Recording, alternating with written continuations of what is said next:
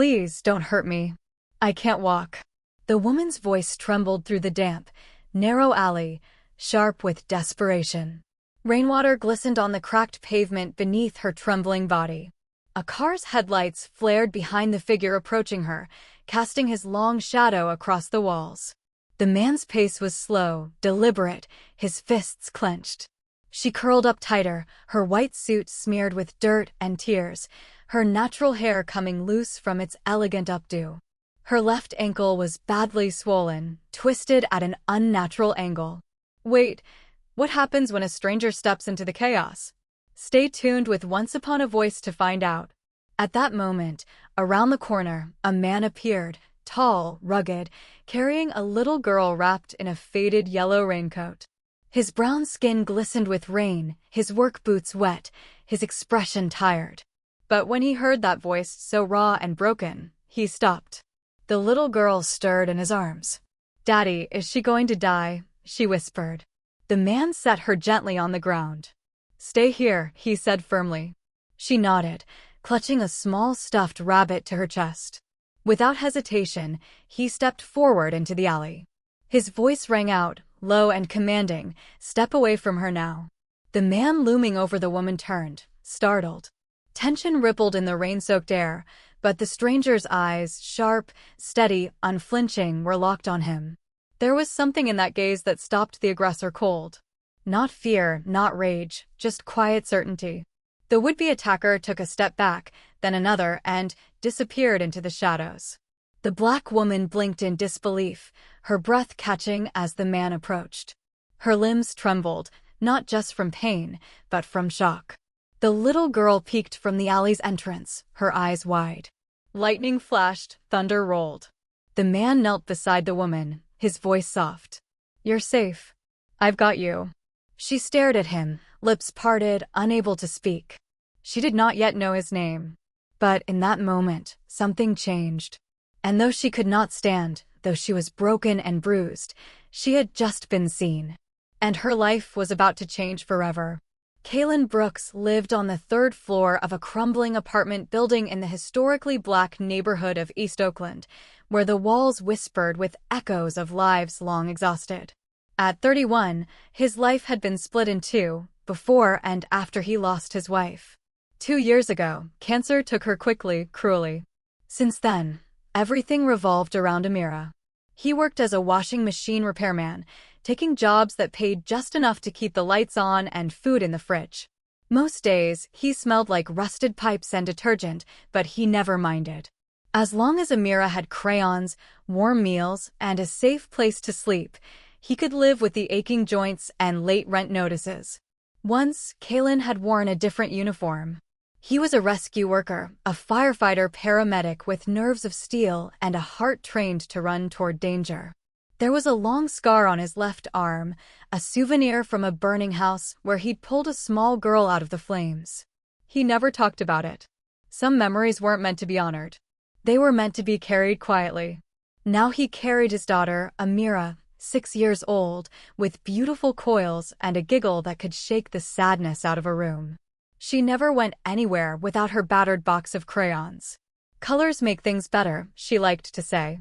She filled their home with drawings, flowers, rainbows, stick figures holding hands. Her world was tiny but bright. That rainy night, Kalin had promised her a treat, a hot dog from the corner stand if she behaved through the grocery run.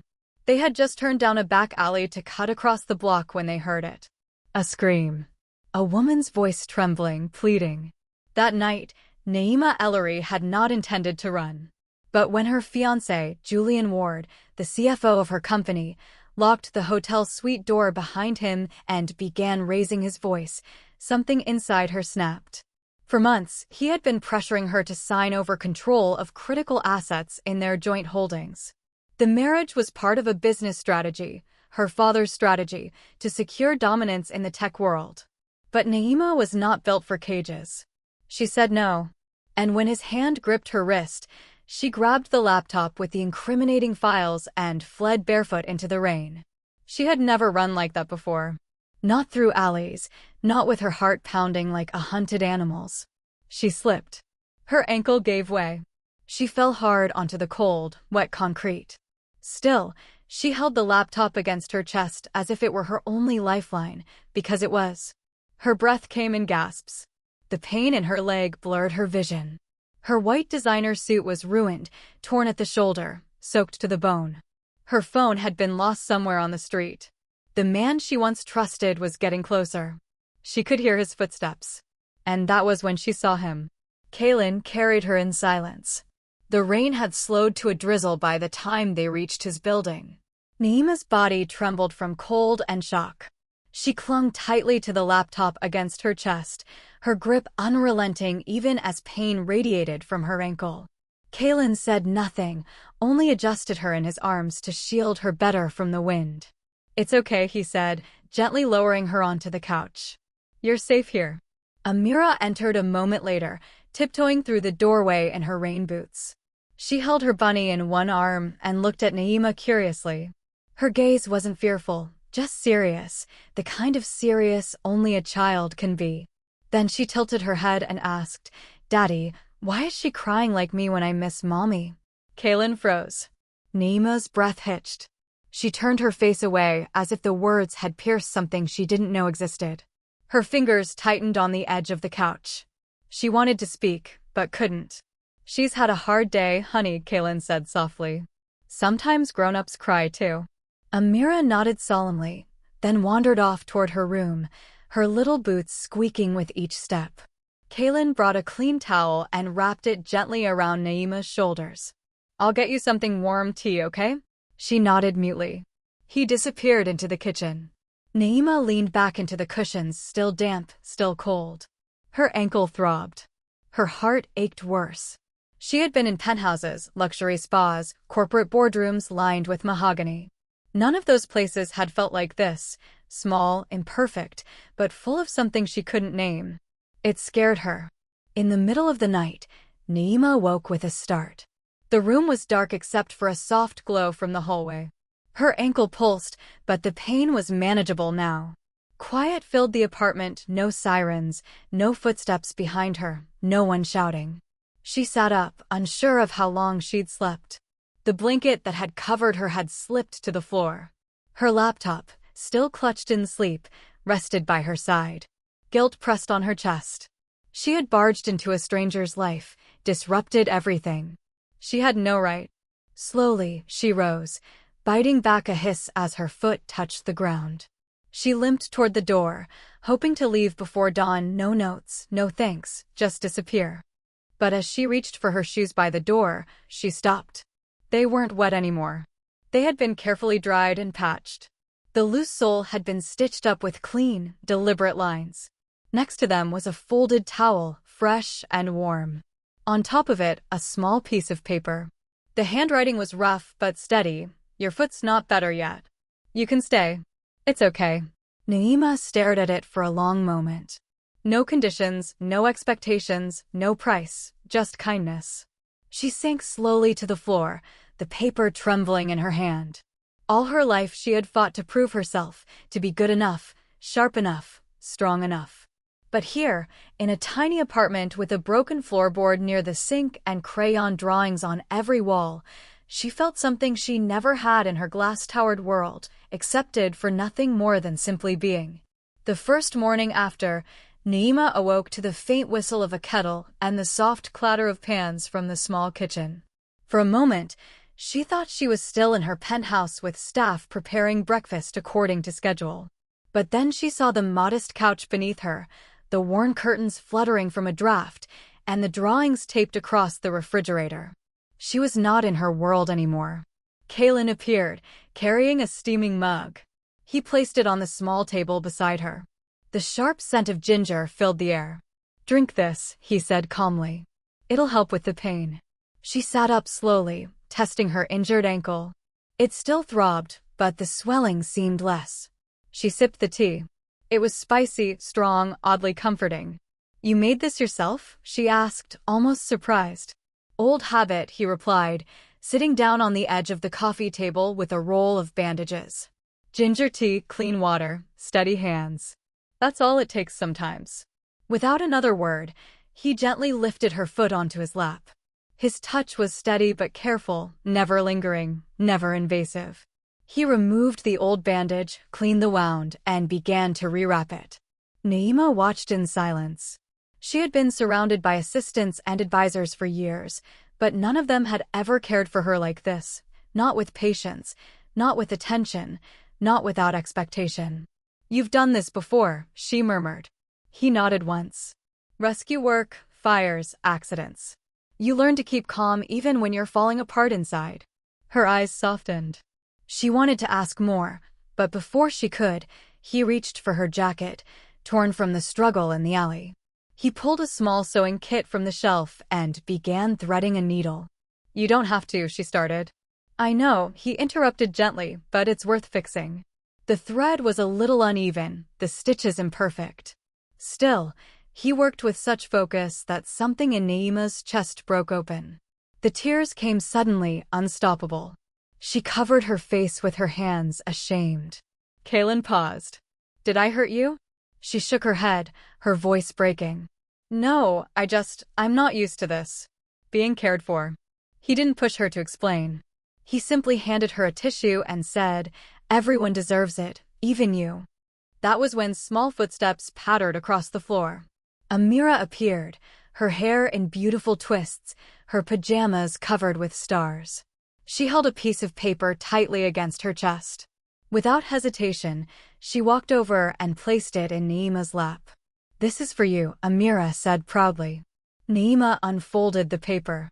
It was a crayon drawing, bright colors filling the page, a tall man with brown skin, a little black girl in yellow shoes, and beside them, an empty outline of a woman with brown skin and natural hair. Confused, Naima looked up. "Who is this?" Amira smiled, pointing at the figure. "That's you. I left the space empty for a long time, waiting for someone who belongs. I think it's supposed to be you now." Naima's throat tightened. Her hands shook as she held the picture. "Sweetheart," she whispered, struggling to find words. "Why me?" "Because you're here," Amira answered simply. "And you look like someone who needs a family." Naima let out a sound that was half laugh, half sob. She pressed the picture to her chest as tears spilled freely. For so long, her life had been a battlefield of boardrooms, contracts, and expectations. She had been defined by numbers, power, and appearances. No one had ever left a space for her, only demands for what she must become. Yet here, in this cramped apartment with peeling paint and the sound of a child's crayon scratching across paper, she was being offered something she had never known: a place. She looked at Kalin, who stood silently in the doorway, watching the exchange. His expression was unreadable, but his eyes told her everything: acceptance, patience, and quiet hope. Naima turned back to Amira, managing a smile through her tears. "Thank you, sweetheart.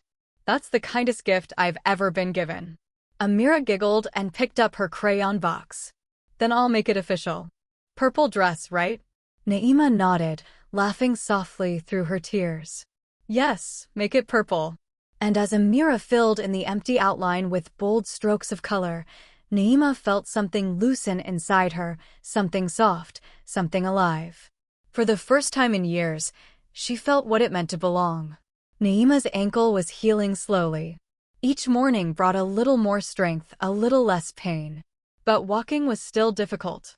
She hated the feeling of weakness, of needing help. But Kalin never made her feel small for it. He offered his arm without a word, let her lean on him as they moved through the apartment. When she stumbled, he steadied her. When she winced, he paused. There was no pity in his actions, just presence and patience. "Just one step at a time," he'd say gently, his voice low and calm. Naima would nod, focusing on the rhythm of their movement. Step, breathe, balance. It became their quiet ritual, a rhythm of trust that neither of them named out loud.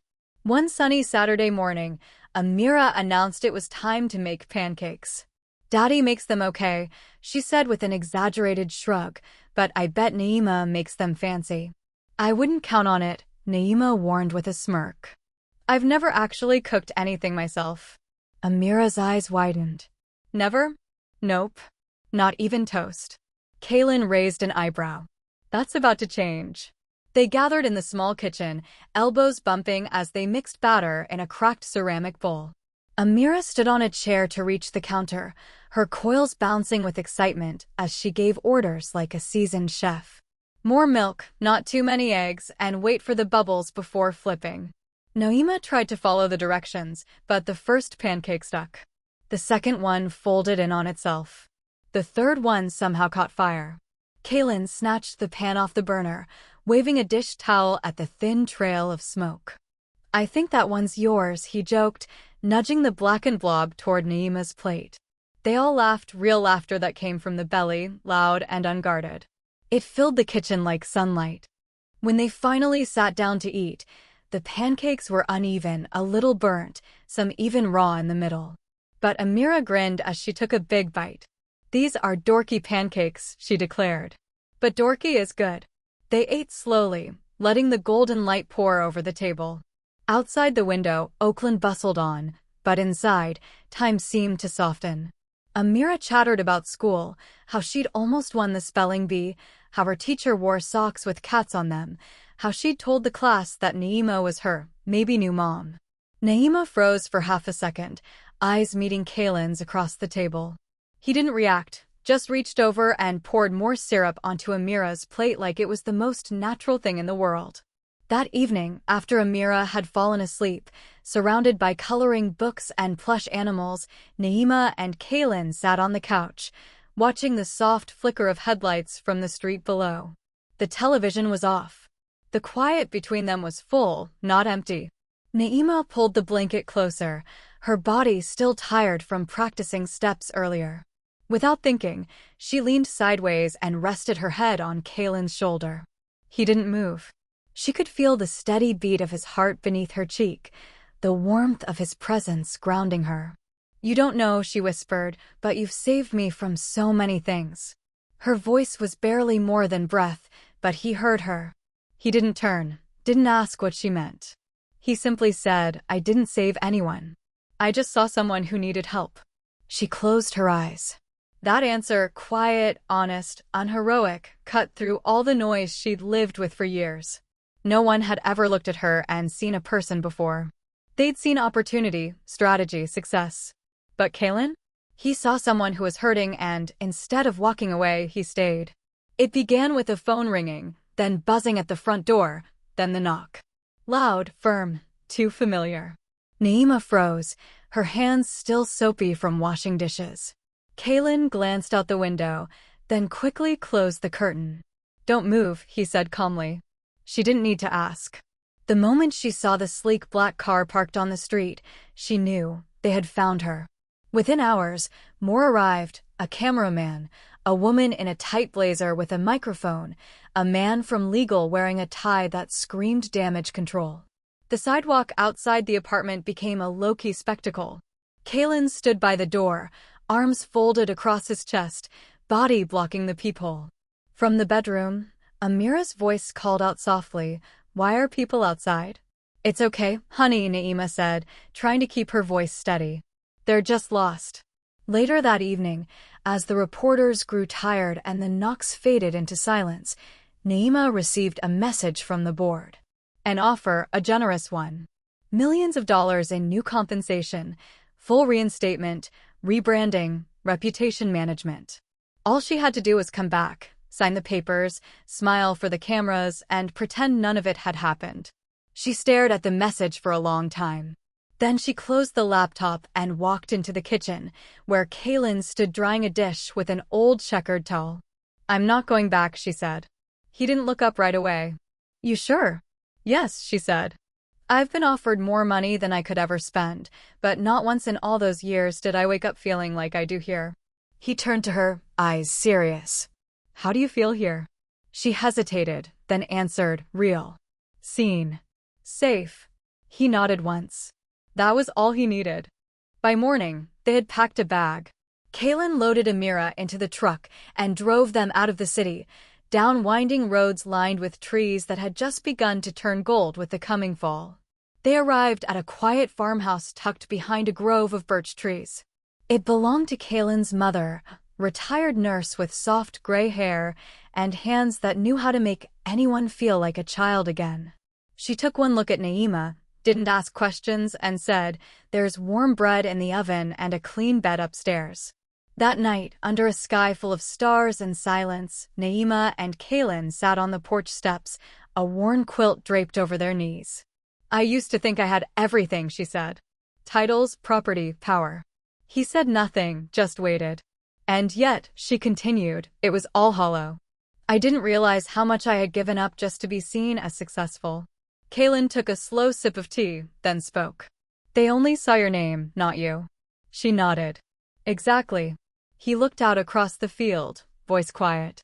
"I know what that's like, to be seen as something you're not." She turned to him. "Tell me." He took a long breath. "There was a fire years ago. Small house. I was the first on scene. Pulled a little girl out." She could hear the tightness in his voice now. "She didn't make it. I did everything I could, but it wasn't enough." She reached for his hand. "You still carry it, don't you?" He nodded. "Every day." There was no need to say more. The silence between them was not heavy. It was shared, honored. They simply sat there, their fingers intertwined under the night sky, two people who had each lost something and now, quietly, had begun to find something else. The boardroom was colder than she remembered, not in temperature, but in energy. Polished glass walls, marble floors, and metal fixtures reflected every sterile inch of the space where Naima Ellery had once commanded attention with just a glance. Now she limped. Her steps echoed in uneven rhythm, one heel slightly dragging from the healing ankle. She wore no designer gown, no diamond accessories, just a clean navy suit and determination burning in her eyes. Every head turned. The whispers started immediately among the predominantly black executive board she had once led. She came back. She actually showed up. What is she thinking? But no one stopped her. Julian Ward stood at the front of the room, smug, relaxed in the seat that once belonged to her. He smirked, leaning into the microphone. "Miss Ellery, how unexpected. I assumed you'd finally accepted your place off the board." Naima didn't flinch. She walked straight to the center of the room, steadying herself with one hand on the table as she faced the crowd of shareholders, executives, and former allies. Her voice was clear, unshaken. "I came back to finish this the right way." Julian opened his mouth to respond, but she raised her hand, calm, quiet authority, the kind she used to wield like a blade. "I may not walk the same way I used to," she said, glancing briefly at her ankle, "but I stand taller now because I stand for myself." The room hushed. With one tap on her laptop, the large screens behind her lit up. Spreadsheets, emails, confidential memos, all of it streamed into the room, proof of the fraudulent dealings, manipulated contracts, and the internal corruption orchestrated by Julian and several other board members. Gasps broke the silence. A few people shifted uncomfortably in their seats. Naima turned slowly, making eye contact with every person in the room. "You thought I disappeared because I was weak," she said. "But I left because I needed space to remember who I was before you all convinced me I had to be someone else." Julian stood abruptly, trying to regain control. "This is reckless. Do you have any idea what this could cost you?" She looked at him, really looked, and saw for the first time how small he truly was. "I do," she said. "And I'm ready to pay it." She pulled out a document from her folder and placed it on the table with deliberate precision. "This is my formal resignation, effective immediately. I'm relinquishing my position, my shares, and every last piece of control you ever thought you had over me." The silence that followed was thunderous. "You can keep your board seats, your stock options, your empire built on fear and silence," she added, "but I will no longer be part of it." One of the shareholders, an older black woman who had mentored Naima in her early years, leaned forward. Her voice cracked as she whispered, "Why?" Naima's voice softened, but gained even more strength. "Because I am not a product. I am not a brand. I am not a bargaining chip in someone else's game. I am a person." The older woman nodded slowly, blinking back emotion. Julian, still standing, tried once more. "You'll regret this. You're throwing away everything." Naima gave him one last look. "No," she said.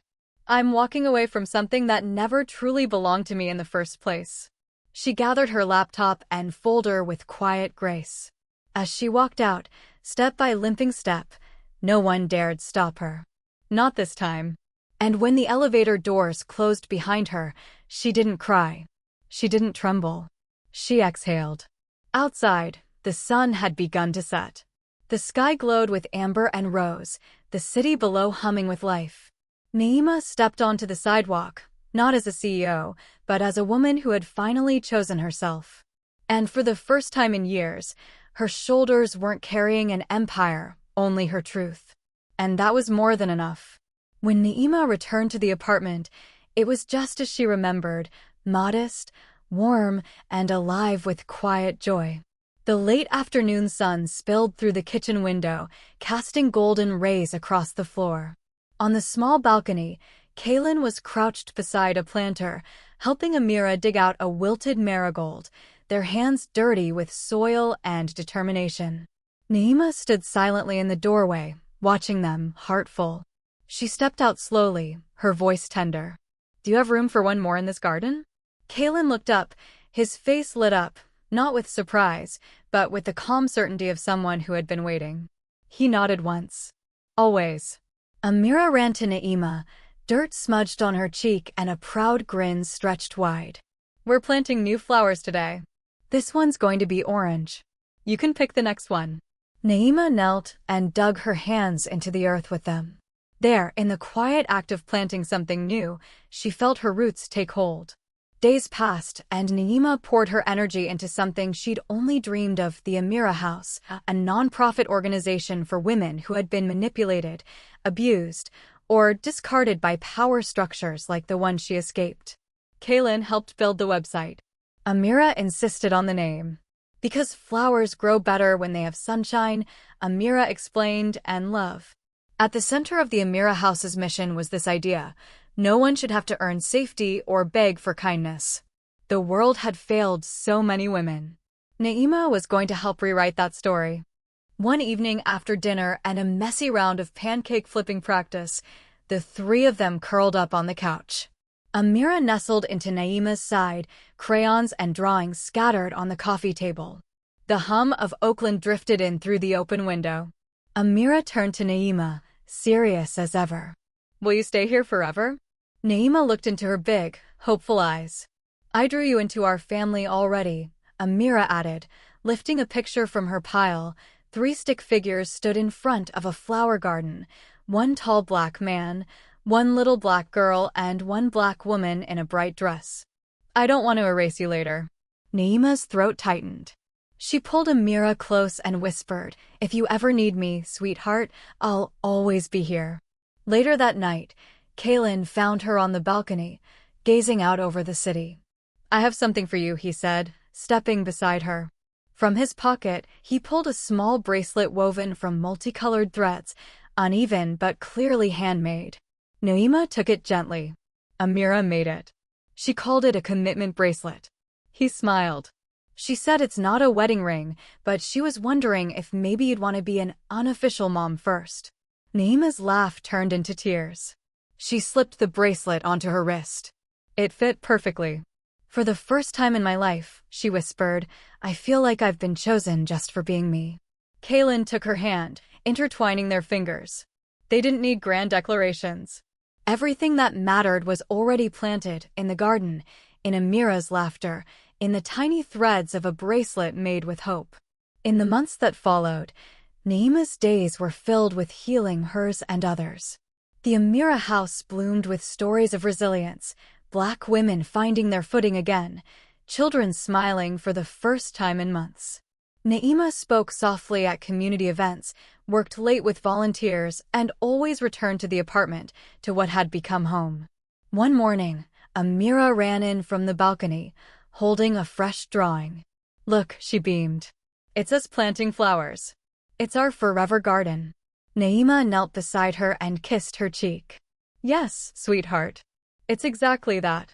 In the gentle hum of everyday life, in shared breakfasts, dirty hands in the garden, and quiet nights of reading bedtime stories, Naima found a peace no corporate title had ever given her. She wasn't just safe. She was seen. She was loved. And this time, it wasn't because she had power. It was because she had chosen to stay and had been chosen in return. Sometimes, family isn't something you're born into. It's something you build, one act of kindness at a time. Naima didn't just walk away from power. She walked toward something real, a little girl who believed in her, a man who never asked her to be perfect, and a life where love didn't come with conditions, only choices. Want more stories that touch the soul? Subscribe to Once Upon a Voice for heartfelt narratives that remind you what it means to be human.